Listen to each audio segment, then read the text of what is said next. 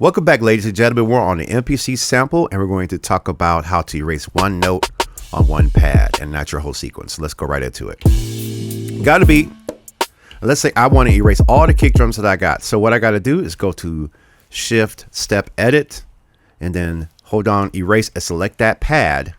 Hit Do It. It's going to say Erase all events for that pad. So now when I hit play, the kick's not there, right?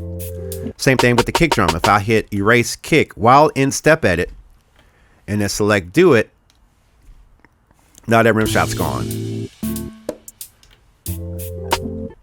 So now that rim shot's gone right there. And that's basically how you do it.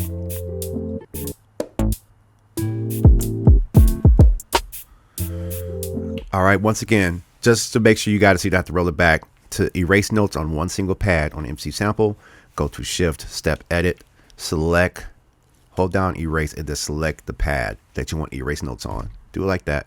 Boom. Hit Erase, do it. It's done. It's gone. Quick question for you. Are you keeping your plastic on your MPC Sample, or are you taking it off? Let me know in the comments below. Hope to see you guys in the next video. I'm out. Peace.